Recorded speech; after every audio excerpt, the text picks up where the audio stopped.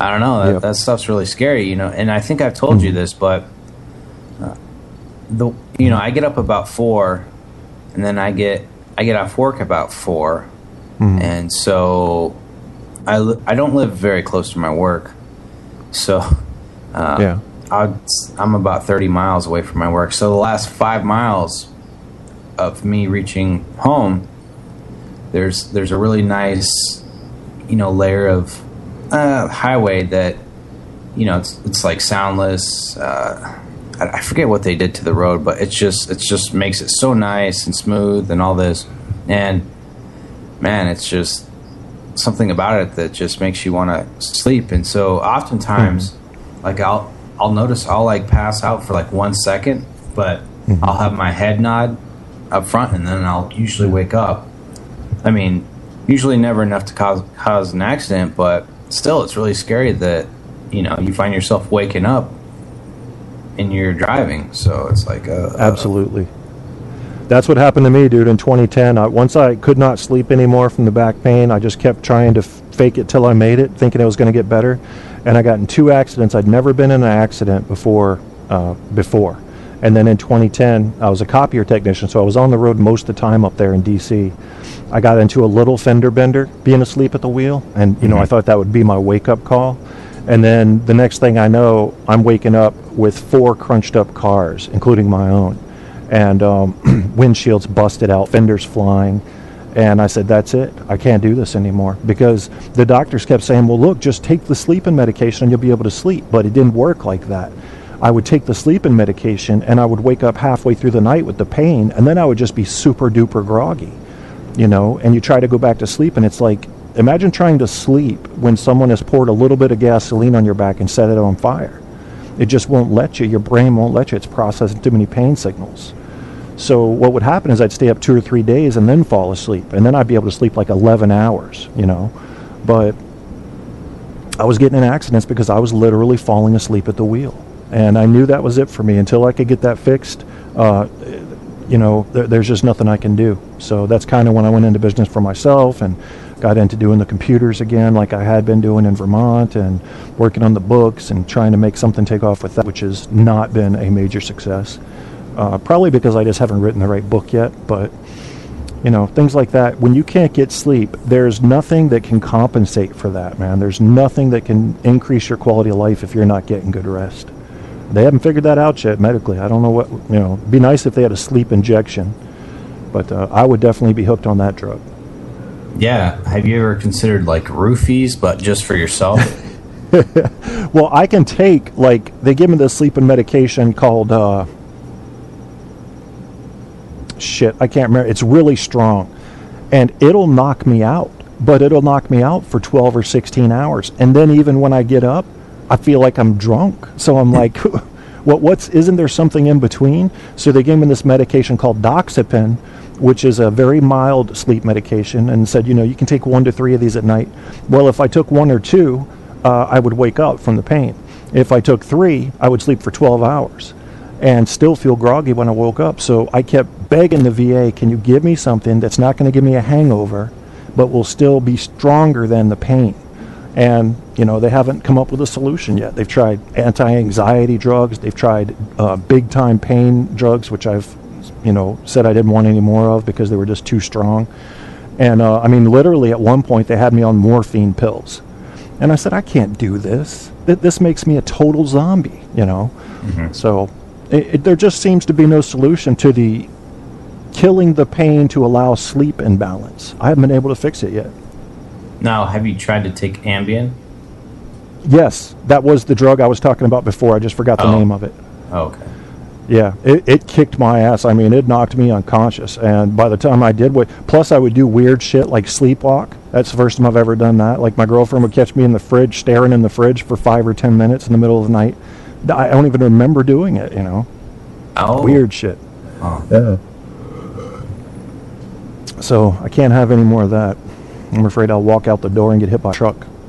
Yeah, that's one of the reasons I haven't had any sleep problems as of recently, but in the past I have, and someone always suggested that. And then you hear about all these stories about people hopping in their car, driving even. Yeah. And, yeah, I have heard of that. That's scary. I mean, Barco's on obviously Skype now. Oh, sorry to interrupt you there, Apocalypse. Oh, sorry about that. Now, your guys are going to have to tell me how to answer a second call that comes into Skype. It always kicks my ass. I know he's going to call in because he always does. Okay. So let's go freestyle, guys. For those of you that don't know, you're listening to Kevin Kierstead in the Truth on Tap show, and the best host on Spreaker of all hosts is Apocalypse. And I will share his show and the Facebook announcement for the show you're listening to right now, which is on facebook.com/Truth on Tap show. It looks like our chief antagonist, Barco, may be contacting to get in on this three-way. RD, the Flying Dutchman, would be in here, but I'm not signed up for Unseen yet, which is his alternative to Skype. So we're going freestyle now. No rules. We're talking about whatever we want. We've already finished talking about psychotics and psycho X's and Chucky dolls.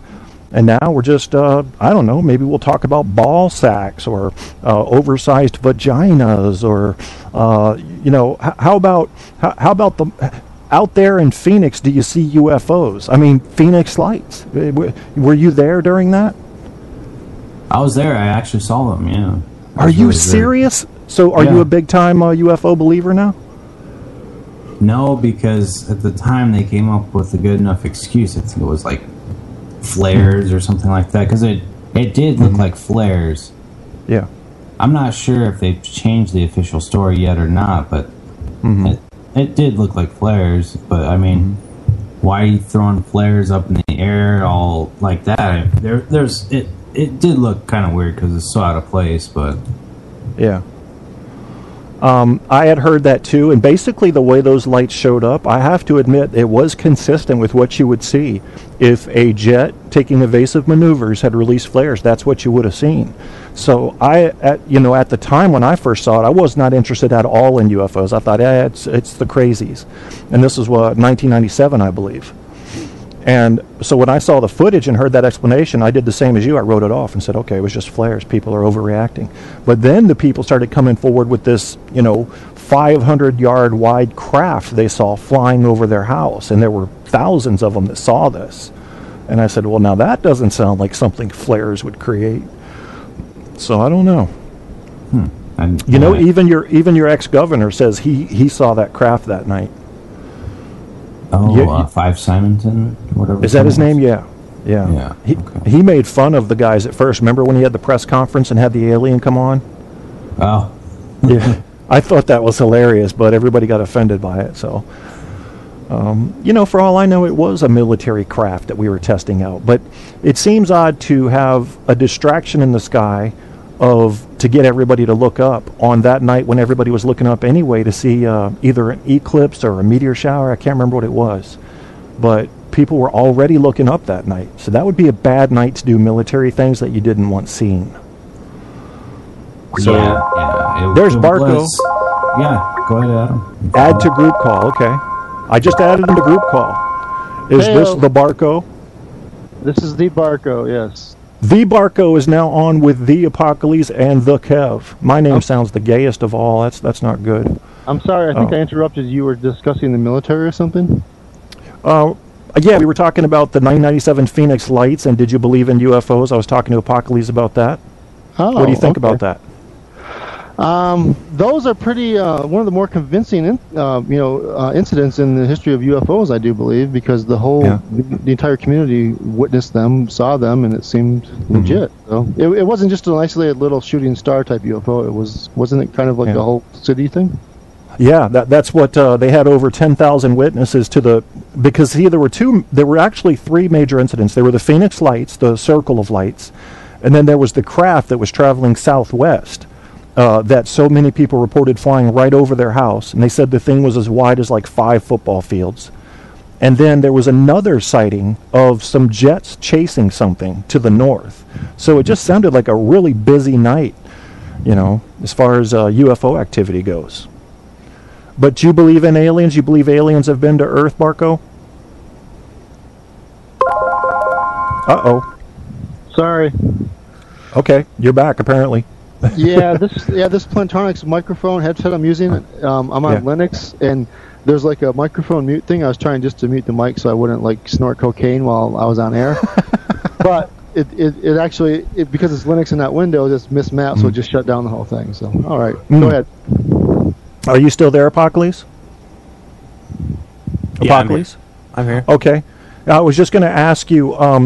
So Apocalypse, I was going to ask you when it comes to Lisa, does the carpet match the drapes with the little stripy thing? That would be very cool, wouldn't it? You know, the mostly black but a little stripe of white in the pubes is I don't know.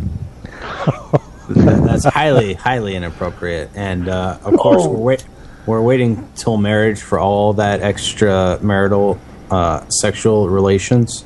No, Apocalypse, do not marry her. That will cut down on her benefits from her baby daddies. I mean, come on. The whole point of Lisa is she has all this income, man. Yeah. Welcome to the drama part of the show. No, but Kevin, before you get too far afield in aliens and that, I wanted to say two things to you about your the point of the show. One, there's a Dr. Drew, there's a documentary, if you go on YouTube, called Divorce Corp. And it's about how the whole divorce industry is all about making money for judges, lawyers, like family court judges get elected because they get bribes from divorce lawyers who typically get the money from the women. So it's called Divorce Corp. If you want to pull up the trailer on YouTube and watch it, it sounds like and there are things beyond financial, obviously. Men just get fewer rights when it comes to their children and that. Yeah, so, that's true. And the other I would definitely be watching that. Yeah, it's recommended by Dr. Drew and that, who's never been divorced or anything. He just says he empathizes with the men in these scenarios. But the other thing I was going to say is your daughter at this point, she's 14. Maybe you should, Virginia has much better higher educational institutions than Florida, obviously. Yes. So maybe that's something if you could, if she could be a resident of Virginia, maybe get apply to University of Virginia, Virginia Tech, Virginia. I don't know. There's a lot of really good universities, and University of Richmond's a very I don't. Maybe that's a way for you and her to get her away from her mother, and you can reconnect with her. So, well, I would love to do that. In fact, my girlfriend and I were talking about that earlier tonight. About when it's her college years, maybe she'll want to come up this way. Maybe I could help get her into William and Mary or something. Oh.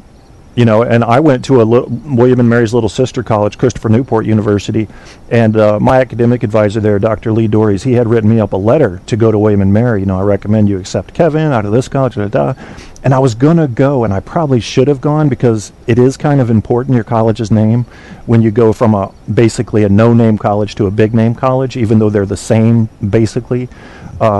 I was going to do it, and I changed my mind. I said, I already know where all the classrooms here are. I know half the professors here. I'm just going to stay here at Christopher Newport.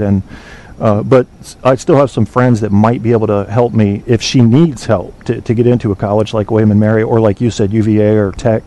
I mean, those are excellent schools, Yeah, and also I would think she would get in-state tuition because you're there as in-state resident, and that can save quite a bit of coin.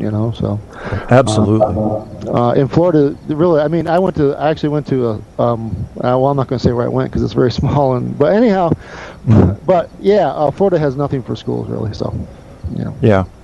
What do you think about the University of Florida and Florida State?